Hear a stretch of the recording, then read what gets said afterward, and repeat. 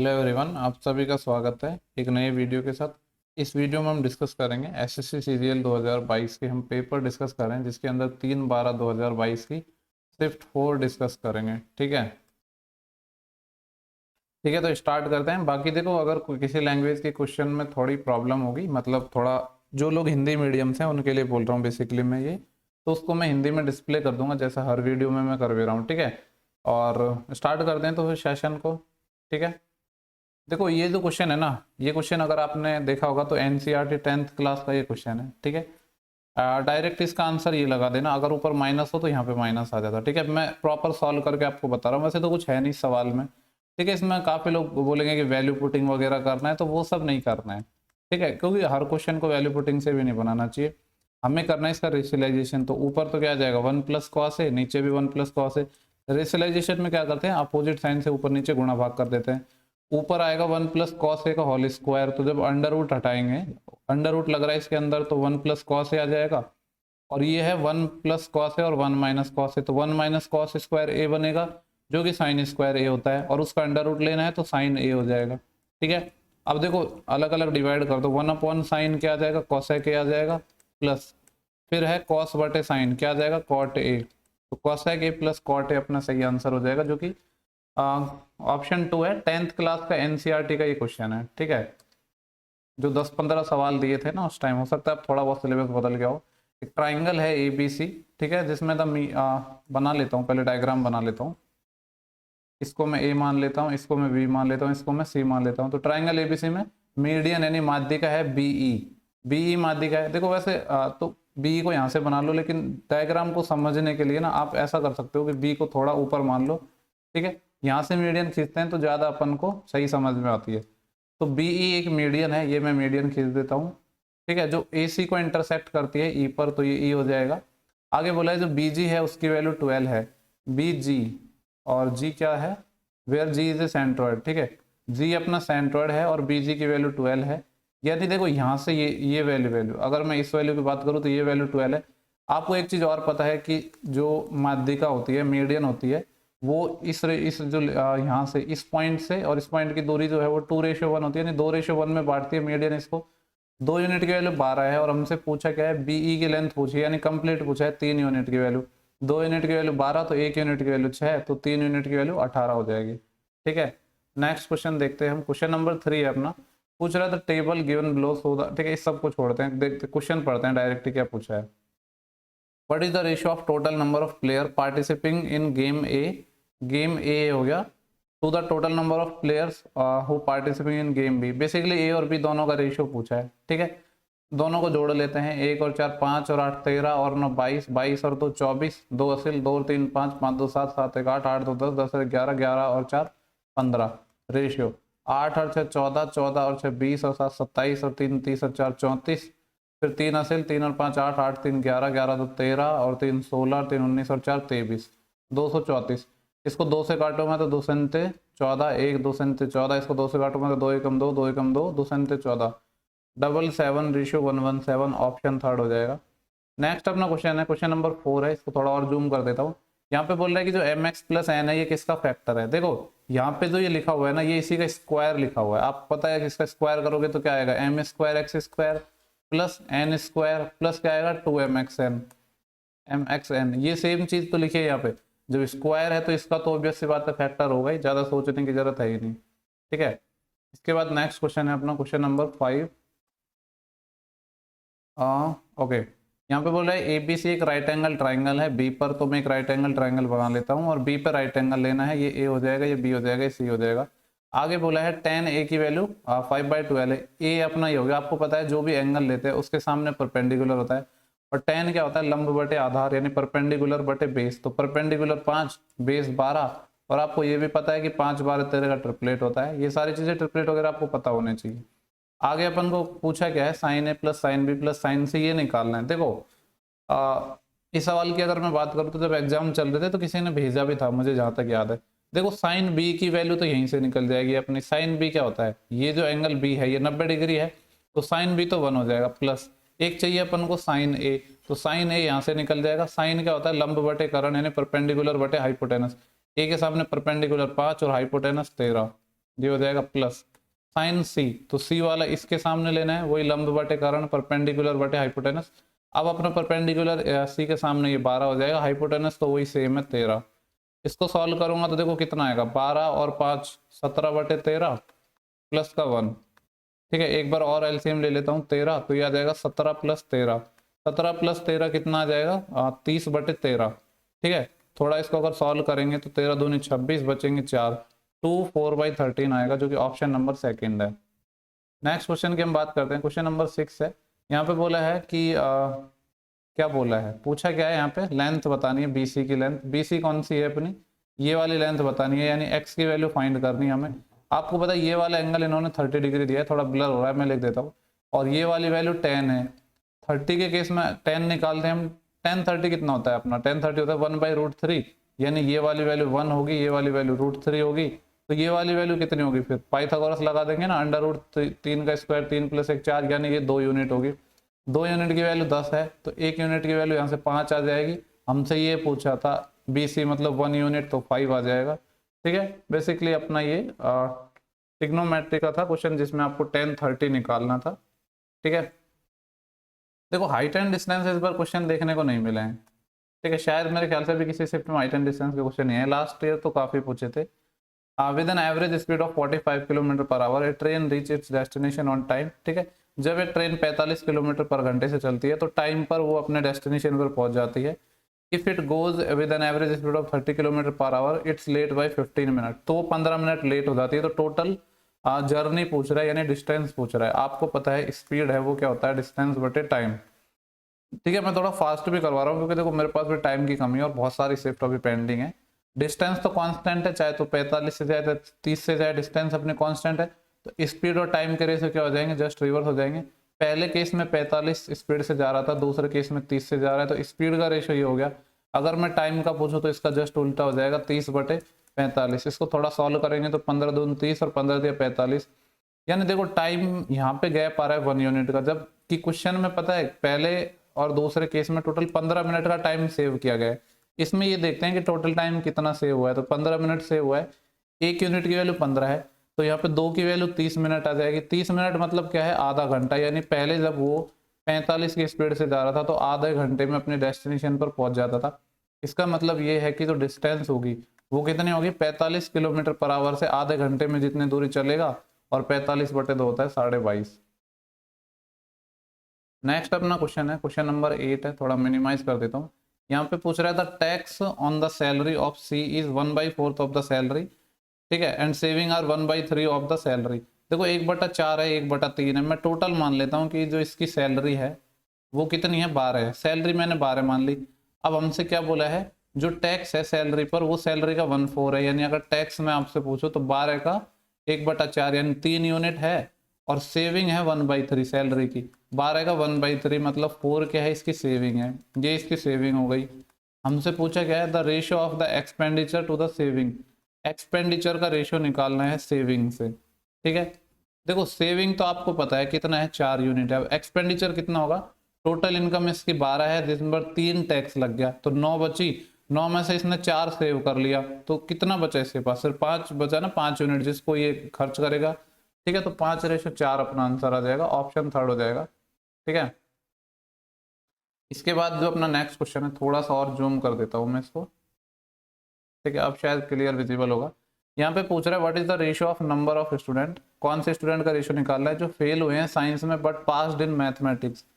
ये कहाँ पे है, failed in science but passed in mathematics, ये वाले failed in science but passed in mathematics, जो ये सेकेंड लाइन है ये वाले, of section B. Section B के, सेक्शन बी ये रहा, यानी 12 यूनिट ये, और इसका निकालना है section B and section D taken together, यानी बी और डी को एक साथ लेना है, और डी ये रहा, यानी 12 और 15 27 का रेशियो निकालना है। किससे निकालना है, the number of student of section A that passed in both subject. A में जो दोनों सब्जेक्ट में पास हुए हैं उनका, तो देखो पास्ड इन साइंस, देखो पास्ड इन बोथ ये वाला है लास्ट वाला, और ए की बात कर रहा है, यानी कितना है 63। इससे रेशियो निकालना है। 9 से कट जाएगा 7 टाइम, 9 से कट जाएगा 3 टाइम, 3 रेशियो 7। सही तो किया ना अपन ने। The ratio of science pass in, sorry science में पास है, मैथमेटिक्स में फेल है, साइंस में पास, मैथमेटिक्स में फेल, और बी और डी का लेना था, बी और डी का 15 12 27, ठीक है। और section A passed in both subject, passed in both 3, 9 3 27 9 7 63, ठीक है। ये क्वेश्चन के ना ऑप्शन रॉन्ग है, सही आंसर इसका 3:7 आएगा, ठीक है। तो चैलेंज तो आपने कर ही दिया होगा, बाकी कोई ना कोई तो चैलेंज कर ही देता है, तो सबको चैलेंज करने की जरूरत है नहीं, ठीक है। कुछ क्वेश्चन तो रॉन्ग आते ही है, हमेशा से ही आते हैं और आते रहेंगे। यहाँ पे बोल रहा है 1200 मीटर की रेस हुई है, रेस का वापस क्वेश्चन आ गया, इस बार रेस के क्वेश्चन पूछे जा रहे हैं, ठीक है। A beats B by 100 metre, यानी सेम टाइम पीरियड में जितने टाइम में ए कितना चलता है, 1200 मीटर की रेस है तो 1200 चलेगा, उतने टाइम में बी 1100 चल रहा है क्योंकि 100 मीटर से पीछे रह गया, ठीक है। आगे क्या बोल रहा है, और बाइक बी, सॉरी बाइक है यहाँ पे, पर्सन नहीं है। आगे बोल रहा है bike B beats C by 100 metre in 600 metre race, और जो बाइक बी है वो बाइक सी को बीट करती है 100 मीटर से, और कितने में, 600 मीटर के रेस में, यानी बाइक बी जितने टाइम में 600 चलती है उतने टाइम में जो बाइक सी है वो 500 मीटर चलती है, ठीक है। आगे बोल रहा है bike A beats bike C in 30 second in 720 metre race, ठीक है। और बोल रहा है जो बाइक ए है वो बाइक सी को 30 सेकेंड से बीट करती है, 30 सेकेंड से कितने मीटर की रेस में, 720 मीटर की रेस में। हमसे पूछ रहे then what is the speed of bike C, तो बाइक सी की स्पीड निकालनी है। अच्छा क्वेश्चन है, थोड़ा सा डिफरेंट है अभी जितने क्वेश्चन पूछे गए हैं उनसे ये वाला क्वेश्चन, ठीक है। तो इसको समझते हैं। देखो इसको सॉल्व करने के लिए हमें क्या करना होगा, अभी स्टार्टिंग में तो हमारी अलग अलग रेस हैं, ये 1200 मीटर की रेस है, दूसरे केस में 600 मीटर की रेस है, और जबकि जो कहानी जिसके बारे में आंसर पूछा है वो 720 मीटर का है। सेम बनाना पड़ेगा तो इनका रेशो ले लेते हैं, ये आ जाएगा 12:11, ठीक है। रेस करवानी है 720 मीटर की, 720 मीटर इसको बनाने के लिए इसको 60 से मल्टीप्लाई करना पड़ेगा, 60 को इससे कर देते हैं। अब अपना क्या आ जाएगा, ये आ जाएगा 12 6 72 720, और ये कितना आ जाएगा 660। यानी अगर 720 मीटर की रेस होती तो ए 720 चल लेता और बी सिर्फ 660 ही चलेगा। अब देखो बी को 660 बनाना है तो 0 से 0 ये 6/5 आ जाएंगे, लेकिन हमें 660 बनाना है, तो 660 बनाने के लिए इसको 110 से मल्टीप्लाई करना होगा ऊपर नीचे। तो जितने टाइम में बी 660 चलेगा उतने टाइम में सी कितना चलेगा, इसको 110 से मल्टीप्लाई कर रहे थे ना, 550, ठीक है। अब देखो अपने 750 मीटर की रेस हमने बना ली है। अब अपने सवाल में कुछ बचा नहीं है, हमें देखना है ए और सी के बारे में। ए 720 चल रहा है, ठीक है, सेम टाइम पीरियड में, और सी चल रहा है 550। तो देखा जाए तो सी है वो कितना मीटर कम चलेगा इससे, तो ये हो जाएगा 170 मीटर पर सेकंड, मतलब सॉरी 170 मीटर कम चल रहा है सी। और इसको सी को कवर करने में बोल रहा है कि क्वेश्चन में बोल रहा है कि 30 सेकंड लगते हैं। ये जो सी आएगा ना, यहाँ पे देखो लिखा है A beats bike C by 30 second, यानी जो बाइक सी है उसको ए तक पहुंचने के लिए 30 सेकंड और लगते हैं, और डिस्टेंस इसको चलनी है 170 और टाइम है 30 सेकंड, यानी 30 सेकंड में इसको जो दूरी चलनी है 170 मीटर है। और स्पीड क्या होता है, 1 मीटर में सॉरी 1 सेकंड में चली गई दूरी स्पीड होता है, तो यहाँ से 1 सेकंड में निकाल लेंगे तो ये आ जाएगा 170 डिवाइड बाई 30, 0 से 0 चले जाएगा तो 17/3 आ जाएगा। ये स्पीड आ गई सी की, इसी के बारे में हमसे पूछा गया था, ठीक है। ऑप्शन पहला है, काफी अच्छा क्वेश्चन है, थोड़ा सा डिफरेंट था बाकी रेस के क्वेश्चन से, ठीक है। इसके बाद अपना ये नेक्स्ट एक डीआई का क्वेश्चन है यहाँ पे, ठीक है। मैं क्वेश्चन का नंबर हटा देता हूँ। पूछ रहा है find the ratio of invalid vote of village R to the village U. Invalid vote का रेशियो निकालना है विलेज आर में और विलेज यू में। सबसे पहले देखते हैं कि डेटा अपन को क्या क्या गिवन है। तो अगर मैं डेटा को देखूँ तो ये तो टोटल नंबर ऑफ वोटर्स हैं, हंड्रेड्स में है ये संख्या, और ये वोट पोल्ड परसेंटेज में है, और ये वैलिड वोट है। देखो यहाँ पे हम कुछ चीजें दे रखी हैं कि परसेंटेज कैसे निकालते हैं, हालांकि इस चीज की हमें कोई जरूरत है नहीं, ठीक है, क्योंकि इतना बेसिक तो आपको पता ही है, ये सब की आपको जरूरत है नहीं बिल्कुल भी, पर लिख के दे दिया एग्जामिनर ने, ठीक है। डायरेक्ट देखते हैं, अपन से पूछा है इनवैलिड वोट निकालने हैं विलेज आर में। तो विलेज आर कौन सा है, ये विलेज आर है, जिसमें इनवैलिड निकालने के लिए पहले तो ये देखना पड़ेगा ना कि टोटल वोट कितने डले। ये देखो जो यूनिट है ये हंड्रेड्स में है, तो बाद में अगर जरूरत पड़ेगी तो 100 से मल्टीप्लाई कर लेंगे, अभी तो सिर्फ हम इसको 100 लेके ही चलते हैं, ठीक है। तो 100 यूनिट टोटल वोट थे, लेकिन वोट डाले सिर्फ 65% लोगों ने, तो कितने वोट डाले, 65 वोट डाले। 65 में से भी जो वैलिड हुए वो सिर्फ 65% हुए, लेकिन हमें चाहिए इनवैलिड। तो विलेज आर में कितने इनवैलिड होंगे, 65 का 35%, तो 65 गुणा 35/100 ये आ गया। इसका रेशो लेना है हमें, यहाँ पे लिख देता हूँ 65 गुणा 35/100 रेशो। दूसरा विलेज किससे लेना है, यू से, विलेज यू ये रहा, 40 टोटल वोटर्स थे, और 90% ने वोट डाला, 40 का 90% मतलब 36 ने वोट डाला, और 60% वैलिड हुए, तो इनवैलिड कितने होंगे 40%, यानी 36 का 40%, तो 36 गुणा 40/100। ये दो रेशियो है, अपन को सॉल्व करने हैं। देख लेता हूँ क्रॉप वगैरह नहीं हो रहा हो, ठीक है। सॉल्व कर लेते हैं इनको। देखो 100 से 100 चले जाएगा, और 5 से काटूंगा तो 7 टाइम, 5 से काटूंगा तो 8 टाइम। और कुछ कटेगा क्या यहाँ पे? लग तो रहा नहीं कुछ कटेगा, ठीक है। तो डायरेक्ट मल्टीप्लाई कर लेते हैं। 7 5 35, 3 7 6 42 और 3 45, 455 आना चाहिए। दो ऑप्शन में है, 8 6 48, 4, 8 24 और 4 28, 455 रेशो 288, ऑप्शन थर्ड हो जाएगा, ठीक है। देखो नेक्स्ट क्वेश्चन है, क्वेश्चन नंबर 12, डिसऑनेस्ट शॉपकीपर वाला क्वेश्चन है। बोले एक डिसऑनेस्ट शॉपकीपर अपने ग्राहकों से क्या बोलता है कि वो कॉस्ट प्राइस यानी सीपी, क्रय मूल्य पर अपनी वस्तु बेचता है, लेकिन गलत बाट का प्रयोग करता है और 12.5% प्रॉफिट कमा रहा है। तो पूछ रहा है कि 1 किलोग्राम की जगह उसने कितना तोला। 12.5% होता है 1/8, यानी जो प्रॉफिट है वो 8 से 9 है। मैंने आपको बहुत बार बताया वेट और प्रॉफिट है एक दूसरे के रिवर्स होंगे, यानी अगर प्रॉफिट 8 से 9 कमा रहा है तो वेट की अगर बात करेंगे तो वेट रिवर्स हो जाएंगे। 9 यूनिट की जगह वो 8 यूनिट दे रहा है, और 9 यूनिट की वैल्यू कितनी है, हमें 1000 ग्राम पे निकालना है। तो 9 यूनिट की वैल्यू 1000 ग्राम है, 1 यूनिट की वैल्यू निकालूंगा तो 1000/9। हमें पूछ रहा है कि कितना दे रहा है, तो 8 यूनिट दे रहा है, 8 से मल्टीप्लाई, ये कितना आ जाएगा 8000 डिवाइड बाई 9। इसको सॉल्व करना है तो ये कितना आ जाएगा 9 8 72, ठीक है। बच्चे का कितना 8 80 हो जाएगा, फिर 9 8 72, फिर 8 9 8 72, यानी 888.88 ऐसे चलता जाएगा। तो ऑप्शन 4 हो जाएगा। आसान क्वेश्चन है और आजकल ऐसे क्वेश्चन पूछे जा रहे हैं। नेक्स्ट क्वेश्चन है अपना, पूछ रहा है कि find the largest number of 3 digit, जो डिविजिबल होना चाहिए 4 और 7 से। देखो अगर मैं, या तो इसको आप ऑप्शन से बना लो, ज़्यादा बेटर है। आप नॉर्मली भी बना सकते हो कि सबसे बड़ा नंबर 999 होता है, लेकिन ऑप्शन से बनाओगे तो ज़्यादा बढ़िया है। क्यों हम हमारा दिमाग यूज करें जब एग्जाम में हमें ऑप्शन दे रखे। सबसे पहले लेकिन हम ट्राई कौन से करेंगे, सबसे बड़ा वाला, क्योंकि हमसे पूछा है लार्जेस्ट निकालना है। तो जो हम ऐसे नहीं कि सीक्वेंस से ट्राई करेंगे, हम ट्राई करेंगे सबसे बड़ा वाला।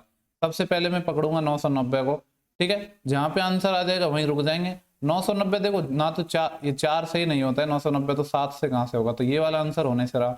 990 से छोटी वैल्यू 980 है, 980 4 से होता है, बिल्कुल होता है, 7 से भी होता है, 14 7 98, यही आंसर आ गया।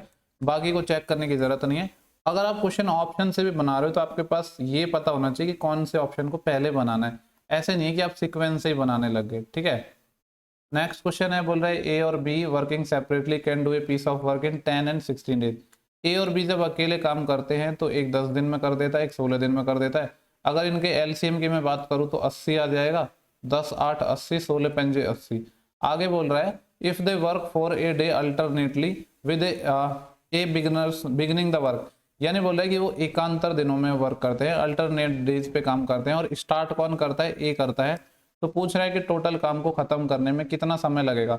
देखो पहले दिन फर्स्ट डे की मैं बात करूं तो कौन काम करेगा, ए काम करेगा, और एक दिन में ए कितना करेगा जिसकी इतनी एफिशिएंसी है 8। सेकंड डे की अगर मैं बात करूं तो अब काम कौन करेगा, बी काम करेगा, और कितना काम करेगा 5। तो मैं ये कह सकता हूं यहाँ से कि टोटल 2 दिनों में कितना काम हो जाएगा हमारा, 8 और 5 13 यूनिट। करना कितना है 80। इसके आसपास जाने के लिए 6 से मल्टीप्लाई करना पड़ेगा, यहाँ पे 6 से मल्टीप्लाई, तो यहाँ से मैं कह सकता हूँ 12 दिनों में टोटल कितना काम कर चुके हैं हम, 13 6 के 78 काम हो चुका है। अब काम कौन करेगा, देखो जिसने खत्म स्टार्ट किया है वही करेगा, क्योंकि यहाँ पे क्या हुआ, पहले ए ने किया, बी, फिर ए बी ऐसे चले जाएगा, तो अब ए करेगा। और ए की अगर मैं बात करूँ तो ए एक दिन में कितना काम करता है 8 काम, लेकिन हमें 8 थोड़ी ना करवाना है, 78 काम हो चुका है, सिर्फ 2 ही काम करवाना है। तो 2 एक काम करेगा 1/8 दिन में, 2 काम करेगा 2/8 दिन में, 2/8 मतलब 1/4 दिन में। टोटल टाइम पूछा है 12 दिन तो यहाँ पे लग गए थे और 1/4 यहाँ पे लग गया, तो 12 1/4 डेज इसको टोटल लग जाएंगे, ठीक है। नेक्स्ट क्वेश्चन पे चलें। देखो बहुत ज्यादा टाइम नहीं वेस्ट करना है, ना एग्जाम में ना मैं आपको टाइम वेस्ट करवा रहा हूँ, ठीक है। If the length of diagonal of A cube is this, एक क्यूब है जिसका डायगोनल यानी विकर्ण की लंबाई है 7/√3। जो क्यूब का जो डायगोनल होता है वो √3 होता है, जिसकी वैल्यू हमें 7√3 की बना है। √3 से √3 चले जाएगा, क्यूब की साइड 7 आ गई। पूछ रहा है कि सरफेस एरिया बता दो। आपको पता है क्यूब का सरफेस एरिया होता है 6a², तो 6 इंटू 7 का स्क्वायर 49। अगर ये 50 होता तो 300 हो जाता, लेकिन एक कम है और 6 टाइम ज्यादा से मल्टीप्लाई कर दिया, यानी 300 में से 6 कम, कितना हो जाएगा 294। बाकी नॉर्मली भी मल्टीप्लाई कर सकते हो। नेक्स्ट अपना क्वेश्चन 16 है, कॉन्ग्रुएंसी का क्वेश्चन है। बोला है कि दो कॉन्ग्रुएंट ट्राइंगल हैं, बना देता हूँ फिगर, जरूरत नहीं है वैसे बनाने की। यहाँ पे है अपना बी पी क्यू और दूसरा है ए एस आर। क्या बोला है कि जो एंगल ए है वो 1/3 है आर का। ठीक है, जैसे देखो आर का है अपना एंगल, ये आर है, इसको सपोज मैं कुछ मान लूँ 3 थीटा मान लेता हूँ। ठीक है, 3 मैंने इसलिए माना जिससे 3 से 3 कट जाए, और एंगल ए है वो 1/3 है, यानी एंगल ए 1/3 है यानी थीटा होगा। ठीक है, और ये बराबर है एस के भी, यानी ये एंगल आपस में बराबर है, तो एंगल ए एंगल एस बराबर भी है, यानी ए थीटा है तो ये भी थीटा है। पूछ रहा है एंगल क्यू बताना है। आपको पता है एक ट्राइंगल है जिसके अंदर सारे एंगल्स का सम 180 होता है, ये 3 और 1 4 1 5, 5 थीटा की वैल्यू 180 डिग्री है। 180 डिग्री पे आपको पता होना चाहिए 36 टाइम कटता है, तो थीटा 36 आ गया। पूछ रहा है find angle Q, all angles are in degree. Angle Q निकालना है। देखो क्यू कौन सा होगा, जब आपको पता है कि दोनों ट्राइंगल अगर कॉन्ग्रुएंट है तो जो करस्पॉन्डिंग एंगल है वो इक्वल होंगे। सिमिलरिटी में क्या होते हैं, साइड्स का रेशियो सेम होता है, इसमें एंगल इक्वल होते हैं। क्यू के करस्पॉन्डिंग क्या है 3 थीटा, 36 ये वाला 3 थीटा आएगा। ठीक है, थीटा 36 है तो 36 दिया कितना आ जाएगा 108, जो कि ऑप्शन पहला है। चलते हैं नेक्स्ट क्वेश्चन पर। क्वेश्चन नंबर अपना है 17 और क्या क्वेश्चन है ये, two circle identical circle each of radius 30 centimeter intersect each other, that the circumference of each one passes through the center of the other. What is the area of the intersecting region? देखो वैसे तो ये question है ना, इसको मैं आपको already करवा चुका हूँ। अगर आप रेगुलर मेरे वीडियोस देखते हो तो जब पेपर चल रहे थे ना, तो जब बीच एग्जाम में मैंने 2 क्वेश्चंस का एक वीडियो डाला था 12 मिनट का। ठीक है, उसमें मैंने ये क्वेश्चन करवाया था और आंसर भी मुझे याद है एग्जैक्टली ये था। एक्चुअली किसी ने क्वेश्चन पूछा था तो मैंने सोचा क्यों ना मैं सॉल्यूशन ही बता दूं। ठीक है, आइडेंटिकल सर्कल का मतलब है 2 सेम सर्कल है जिनकी त्रिज्या 30 सेंटीमीटर है। वापस फिर से बता देता हूं। ठीक है, ये एक सर्कल हो गया, ये एक दूसरा सर्कल हो गया। ठीक है, ज्यादा बेकार नहीं बने, इस बार सर्कल ठीक ठाक बन गए। 2 सर्कल है जिनकी रेडियस 30 सेंटीमीटर है, लेकिन वैसे सही बनाया नहीं है मैंने, क्योंकि ऐसे भी तो लगना चाहिए कि इसके सेंटर से ये पास हो रहा है। ठीक है, इस तरीके से मान लेते हैं। ये मान लेता हूं कि मैं इसका सेंटर है, इसको ओ मान लेता हूं, इसका सेंटर में ओ डैश मान लेता हूं, इसको यहां से मिला देता हूं। ठीक है, और पूछा क्या है कि इनके द्वारा जो एरिया बाउंड होगा ना, जो इनके द्वारा जो कॉमन एरिया है वो हमें फाइंड करना है। ठीक है, देखो यहाँ पे ये लिखा है 30 सेंटीमीटर त्रिज्या है, इंटरसेक्ट ईच अदर, और जो ये बोल रहा है देखो such that circumference of each passing through the centre. Circumference centre से पास हो रही है, तो ये सर्कमफ्रेंस ही तो है जो सेंटर से पास हो रही है। ठीक है, कहने का मतलब ये है कि एक दूसरे के सेंटर से पास होंगे। What is the area of intersecting region, तो ये दोनों जो एक दूसरे को काटते हैं वो वाला हमें एरिया निकालना है, यानी ये जो पूरा एरिया। ठीक है, ये जो एरिया, ये अपन जो लीफ बन रही है इसका एरिया हमें निकालना है। तो निकालते हैं। देखो इस यूनिट, अगर इस डिस्टेंस की बात करूँ तो ये 30 डिस्टेंस होगी, क्योंकि यहाँ से यहाँ तक क्या है रेडियस है। इसको मैं क्या कर रहा हूँ, यहाँ से मिला रहा हूँ, इसको मैं यहाँ से मिला देता हूँ। सेम चीज मैं यहाँ कर रहा हूँ, इसको यहाँ से मिला दूंगा। ठीक है, आपको एक चीज पता है क्या, अगर मैं बात करूँ ये वाली डिस्टेंस, जैसे इसको नाम दे देते हैं, इसको ए इसको बी, ए से ओ ये भी क्या है रेडियस है, ए से ओ डैश और ए से ओ ये भी रेडियस है और ये भी रेडियस है, यानी तीनों साइड ये अपनी इक्वल आएंगे। इक्वल आएंगे मतलब इक्विलेटरल ट्रायंगल बनेगा। तो ये एंगल होगा 60, होगा कि नहीं, ये नीचे वाला भी 60 होगा, बिल्कुल होगा। अब मैं इसमें क्या करूंगा, ठीक है, देखो ध्यान से समझना है। उस टाइम मैंने वैसे बड़ा डिटेल में एक्सप्लेन किया था, पर यहाँ में उतना टाइम नहीं दे सकता हूँ। ठीक है, तो यहाँ पे देखो किस तरीके से हो गया अपना ये इसकी हम बात करते हैं। मैं यहाँ देखो आपको थोड़ा अलग से और बताता हूँ। ये जो हमने ट्राइंगल बनाया यहाँ पे इस तरीके से, ये वाला एंगल ये वाला एंगल पूरा मैं ले रहा हूँ 120 डिग्री। तो ये क्या है, जैसे कोई सर्कल होता है उसमें ये जो ये क्या होता है, ये सेक्टर होता है अपना। तो ये मैं सेक्टर ले रहा हूँ कौन से सर्कल का, इस वाले सर्कल का। ये मैं सेक्टर ले रहा हूँ, इसका एरिया आपको बताया। तो सेक्टर का एरिया कैसे निकलता है, सेक्टर का एरिया निकलता है पाई आर स्क्वायर थीटा बटे 360। थीटा अपने पास 120 है, तो 120 बटे 360। तो ये कितना आ जाएगा, ये आ जाएगा अपना 1/3 हो जाएगा, यानी ये आ जाएगा पाई आर स्क्वायर बाई 3। ये जो एरिया आया है ये अपना सेक्टर, कौन सा एरिया आया है, देखो ये वाला एरिया इतना आया है, ये वाला पूरा। ठीक है, अब देखो सेम चीज अगर मैं इधर करूं दूसरी साइड, इस वाले ट्राइंगल की मैं बात कर रहा हूं, इधर ये लेफ्ट साइड में जब मैं ऐसे करूंगा ना, तो अब इधर का भी एरिया आ जाएगा। तो इसका मैं डबल कर देता हूं। लेकिन ऐसा मैंने किया तो देखो एक चीज है, वो क्या है कि जब मैंने ऐसे काउंट किया, किस तरीके से देखो इसको थोड़ा इरेज करना पड़ेगा तभी आपको समझ आएगा, वरना तो कंफ्यूज हो जाओगे। ठीक है, इसको मैं थोड़ा सा मिटा देता हूँ। ठीक है, जब हमने इधर का एरिया लिया तो ये पूरा एरिया आ गया हमारा। ठीक है, जब ऐसे ही हम इस वाले सर्कल के लिए लेंगे तो ये इधर का पूरा एरिया आ जाएगा। अब इसमें हो क्या रहा है, ये जब हमने इधर का एरिया लिया था तो ये पूरा अपना जो दो सर्कल है ये आ गए थे, इधर का मैंने लिया फिर ये सर्कल आ गए, यानी ये सर्कल का 2 बार काउंट हो गया, जबकि हमको लेना एक बार था। तो एक बार माइनस करना पड़ेगा, ये सर्कल नहीं क्या बोल रहा हूँ, जो ये ट्राइंगल है, 2 ट्राइंगल, यानी ये पूरा इस ट्राइंगल का, या इसको क्वाड्रिलेटरल समझ लो। ठीक है, आपको पता है जो ऊपर वाला ट्राइंगल है ये वाला और नीचे वाला ट्राइंगल है ये वाले सेम ही है, तो मैं कह सकता हूं हमें माइनस करना है 2 टाइम एक ट्राइंगल का एरिया, कौन सा भी, कोई सा भी ट्राइंगल ले लो एक। ठीक है, क्या ले रहा हूं मैं, ओ ए ओ डैश, ये वाला। ठीक है, यहाँ पे थोड़ा क्लियर नहीं हो रहा है ना, तो आप एक वीडियो देख लेना, अभी मैंने 5-7 दिन पहले डाली है, वो 4-5 तारीख को डाली थी जब पेपर चल रहे थे, थोड़ा टाइम हो गया उस टाइम। तो इसको अब सॉल्व करते हैं, क्योंकि यार यहाँ पे देखो बहुत ज्यादा टाइम मैं नहीं दे सकता हूँ, पेपर सॉल्व करवा रहा हूँ। तो ये कितना आ जाएगा, ठीक है, बाकी कुछ बोला नहीं है कि पाई को तो पाई रखना है अपन को, तो ये तो पाई हो जाएगा। और ये है 2/3 इंटू आर, आर अपने पास 30 था तो 30 का स्क्वायर 900 माइनस 2 इंटू सर्कल का एरिया, सर्कल नहीं सॉरी बार बार सर्कल बोल रहा हूँ, ट्राइंगल है, ट्राइंगल भी कौन सा है, इक्विलेटरल ट्राइंगल है, जिसका एरिया क्या होता है √3/4 इंटू, ये क्या हो गया, √3/4 इंटू साइड का स्क्वायर, साइड इसकी 30 है, 30 का स्क्वायर कितना हो जाएगा 900। इसको सॉल्व करते हैं तो देखो 3 से ये 300 टाइम कट जाएगा, और 2 से और मल्टीप्लाई है तो 300 दूनी 600, पाई तो ये हो जाएगा माइनस। देखो इसको मैं काटूंगा तो ये 2 से कट जाएगा, और 2 से ये 900 कितने टाइम कट जाएगा, 450 टाइम, तो कितना बचेगा 450 √3। ठीक है, ये अपना आंसर हो जाएगा, कौन सा ऑप्शन है, 600 पाई माइनस 450 √3। ठीक है, मैं आपको दिखाई देता हूँ कि कौन से वीडियो है वो। देखो जब आप चैनल पे जाओगे ना, ये हमने फ्री का एजुकेशन खोल लिया, थोड़ा सा नीचे आपको स्क्रॉल करना है, देखो ये वाला video 2 important concept asked in CGL 2022। ठीक है, देखो यहाँ पे मैंने ये क्वेश्चन करवाया है, ये वाला क्वेश्चन यहाँ पे मैंने प्रॉपर तरीके से आपको बताया है, ये वाला नहीं सॉरी ये वाला नहीं है, कहाँ पे गया यार, ये वाला क्वेश्चन है वो। ठीक है, ये वाला आप देख लेना यहाँ से। ठीक है, हम चलते हैं अपने इस वाले वीडियो पर, तो ये वाला क्वेश्चन हो गया। नेक्स्ट क्वेश्चन हम देखेंगे, क्वेश्चन नंबर 18 है, यहाँ पे बोला है the mark price of a chair is 2400। ठीक है, which is 20% above the cost price. देखो और आगे बोल रहा है if a chair is sold at discount of 10% on mark price, what is the profit percent. ठीक है, देखो यहाँ पे जो अपन को बोला है कि 2400 रुपये क्या है किसी उसका मार्क प्राइस है।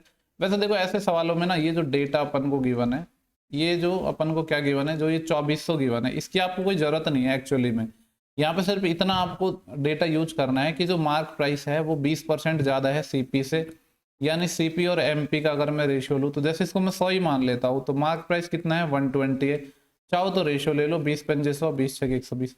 आगे क्या बोला है, if the chair is sold at discount of 10%, chair को 10% डिस्काउंट पर सेल किया जाता है, तो 10% क्या हो जाएगा, एमपी से एसपी का रेशियो आ जाएगा 10 से 9।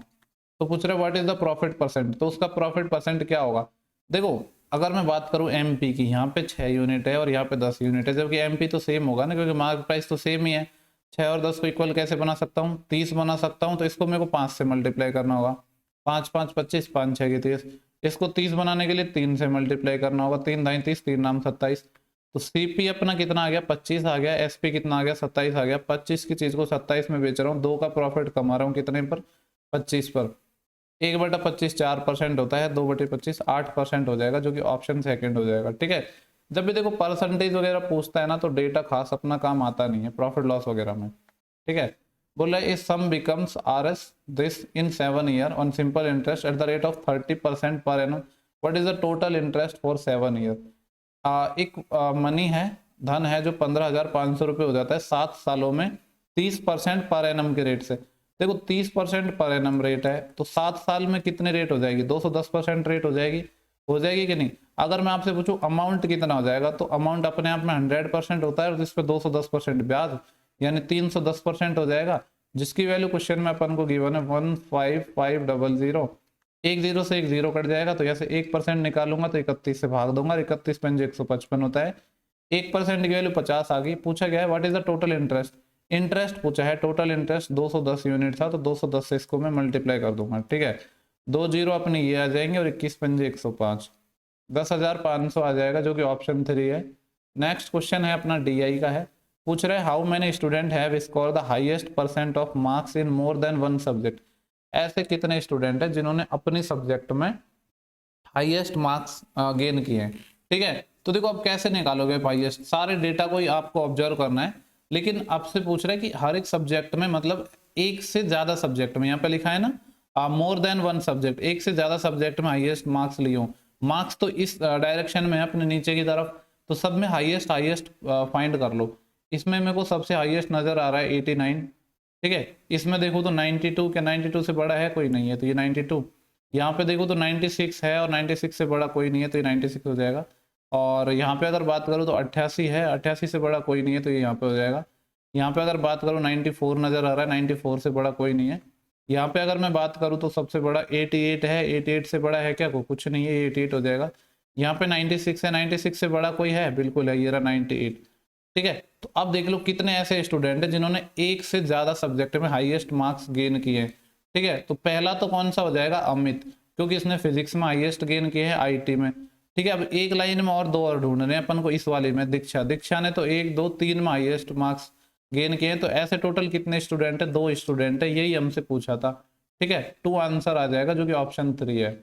नेक्स्ट क्वेश्चन है अपना एल्जेब्रा से है, x plus Y plus Z की वैल्यू 0 है, और ये अपन को निकालना है। ये तो आइडेंटिटी है अपनी, यहाँ पे हम एलसीएम लेंगे x y z, तो ये क्या बनेगा? X cube plus Y cube plus Z cube. अब आपने ये चीज पढ़ी होगी कि जब x plus Y plus Z बराबर 0 होता है, तो X cube plus Y cube plus Z cube क्या होता है? 3xyz होता है, नीचे xyz। अब देखो डिटेल में मैं इसको नहीं बता सकता हूँ, ऐसे तो फिर मेरे को पूरा चैप्टर समझाना होगा। ये आइडेंटिटी आपको पता होनी चाहिए।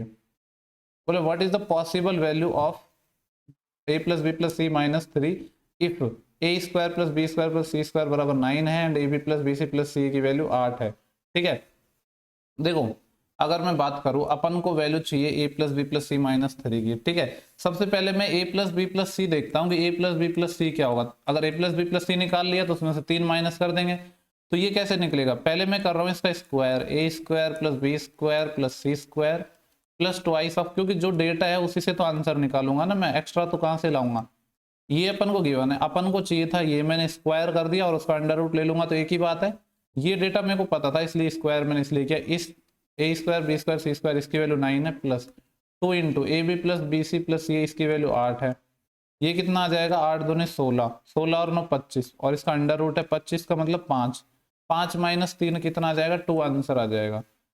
देखो नेक्स्ट है क्वेश्चन नंबर 23 है, अच्छा क्वेश्चन है, इसको देख लेते हैं।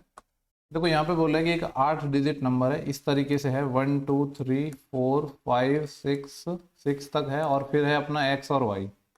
6 के बाद x है, 5 6 XY ये नंबर है। ये 8 से डिविजिबल है। अब देखो 8 की डिविजिबिलिटी का रूल आपको पता है, लास्ट के 3 डिजिट 8 से डिविजिबल होने चाहिए, यानी 6x और y ये 8 से होने चाहिए। पूछ रहा है कि x और y के टोटल ऐसे कितने पेयर होंगे जो पॉसिबल होंगे इस कंडीशन को। ठीक है, तो देखो बारी बारी से बनाते हैं, वैसे तो वरना हम फंस जाएंगे। जैसे अगर मैं यहाँ पे 0 लेता हूँ सपोज, ठीक है, आपको पता है 6 तो फिक्स है स्टार्टिंग में। अगर मैंने यहाँ पे 0 लिया और मेरे को 8 से भाग देना पड़ेगा, 8 7 56, कितने आएंगे? 56। फिर यहाँ से कितना बचेगा? 4, 4 बचेगा ना। अब 8 से भाग जाने के लिए या तो इसको मैं 0 लेना पड़ेगा, तब जाके 40 होगा। ठीक है, तब जाके 40 हो जाएगा। या फिर अपना यहाँ पे जैसे 56 हुआ था, ये 4 बचा था, या फिर मैं क्या लूँ और कि 8 से भाग चले जाए, तो या मैं अगर 48 लूंगा तो 8 6 की 48, यानी एक तो अपना 0 0 का भी पेयर बन सकता है, या फिर 0 8 का, दो ही बनेंगे, और तो 4 के साथ कोई नंबर आएगा नहीं, तो दो पेयर तो आ गए अपने 0 के साथ। ठीक है, सेम चीज ऐसे ही हम सब नंबर के साथ करेंगे। इसके बाद अगर मैंने इसको 1 लिया सपोज, तो वही 8 7 तो 56, अब बचेंगे 5। अब 5 के साथ मैं यहाँ पे क्या नंबर लूँ जिससे कि 8 से डिविजिबल हो जाए, तो एक ही आता है 8 7 56, यानी अगर इसको 1 लूंगा तो यहाँ पे 7 लेना पड़ेगा। ठीक है, और कोई नंबर नहीं होगा। इस तरीके से फिर अब हम जो नेक्स्ट नंबर लेंगे वो क्या लेंगे? 2 लेंगे। जब 2 लूंगा तो वही 8 7 56 आएगा, फिर बचेगा कितना अपना? 6 बचेगा। ठीक है, 6 बचेगा ना, तो फिर क्या लेना पड़ेगा मेरे को? 6 के लिए 4 लेना पड़ेगा, यानी 6 एक अपना जो आ जाएगा 2 और 4। ठीक है, अब जैसे मैंने यहाँ पे 3 लिया तो 56 टाइम तक तो भाग चले ही जाएगा। ठीक है, अब या फिर ये देख लो कि 56 तक तो हमेशा जाएगा, 56 से आगे ये कितना एक्स्ट्रा है? 7, 7 है, तो 7 के पीछे क्या लगाऊं जिससे कि 8 से डिविजिबल हो जाए? तो 72। 72 पे जाएगा, यानी 3 और 2 का एक पेयर बनेगा, ठीक है, और कोई पेयर नहीं बनेगा। अब 3 की जगह अगर मैं 4 लूंगा, ठीक है, अगर मैंने 3 की जगह यहाँ पे 4 लिया, ठीक है, ऐसे ही सबको लिख लेते हैं, 4 5 6 7 8 9, और जीरो को हमने पहले ले लिया, ठीक है। अगर मैंने 4 लिया तो देखो 4 से तो हटाओटी 64 वैसे ही हो जाएंगे, तो ये पूरा मतलब 64 तक तो कट जाएगा, फिर इसके साथ 64 तक कट जाएगा।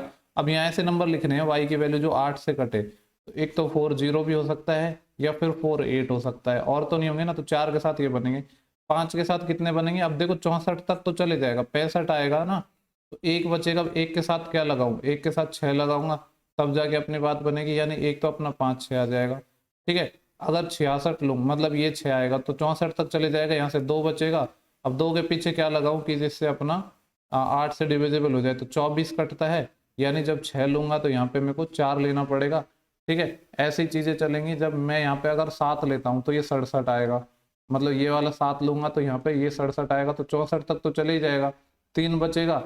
अब 3 के लिए 8 चौके 32, यानी 2 लेना पड़ेगा, तो 7 के साथ 2, फिर अगर मैंने 8 लिया तो ये आएंगे अपने 6 8, 64 तक चले जाएगा, 4 बचेगा। अब 4 के पीछे देखो 0 लगाऊं तो भी बात बन जाएगी, ठीक है। तो नंबर क्या लिया है अपन ने, 8 लिया है, तो 8 के साथ 0 भी पॉसिबल हो रहा है, या फिर 48 पे भी बात बन जाएगी, 8 6 48 होते हैं ना, यानी यहाँ पे लिख देता हूँ मैं 8 के साथ 8 से भी अपना काम चल जाएगा, 8 में ले चुका हूँ, ठीक है। और इसके बाद अपन क्या लेंगे, अब 9 लेंगे, तो 6 के बाद 9, यानी 69, 69 में 64 कट जाता है, सिर्फ 5 आएगा, तो ठीक है। तो 9 के साथ क्या लूँगी, 8 से डिविजिबल हो जाए तो 6, और कोई नहीं बचा, तो ये सारे अपने जो पॉसिबल वैल्यू होंगे इनको काउंट कर लो। अच्छा क्वेश्चन है ये, कितनी वैल्यू है ये, 1 2 3 4 5 6 7 8 9 10 11 12 और 13, 13 अपने आंसर है, ठीक है। अगर कोई आसान तरीका अगर आपको आता हो तो जरूर बताना, अभी मेरे दिमाग में यही तरीका आ रहा है जो मैंने बता दिया, ठीक है। नेक्स्ट क्वेश्चन है, the area of A sector of a circle is 308। आपको पता है एक सर्कल है जिसके अंदर अगर मैं एक सेक्टर लूँ तो उसका एरिया अपन को गिवन है, और जो एंगल है वो 45 डिग्री बना रहा है, पूछ रहा है सर्कल की रेडियस। आपको पता है सर्कल का एरिया होता है पाई आर स्क्वायर, ठीक है। अगर एंगल थीटा दे रखा है तो थीटा बटे 360 ये सेक्टर का हो जाता है, ठीक है। तो इसको सॉल्व कर लेते हैं, पाई की वैल्यू में 22/7 रख देता हूँ, आर स्क्वायर तो हमें चाहिए क्योंकि आर रेडियस निकालनी है ना, थीटा 45 है, तो ये क्या आएगा 45/360 ये आएगा ना।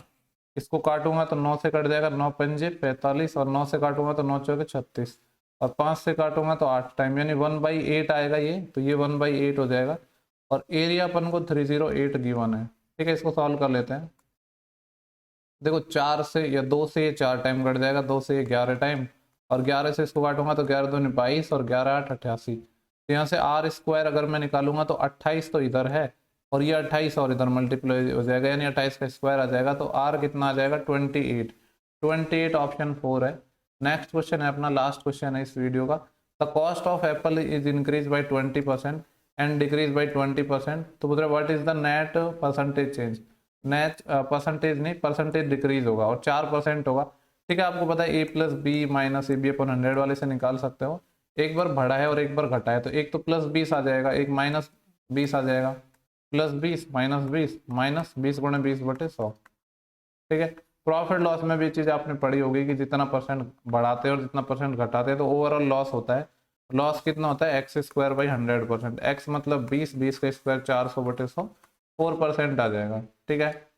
तो ये सारे क्वेश्चन थे शिफ्ट के जो हमने डिस्कस कर लिए। आई होप कि सेशन आपको पसंद आया होगा, शेयर जरूर करना है आपको सेशन को, ठीक है। मिलते हैं नेक्स्ट वीडियो में।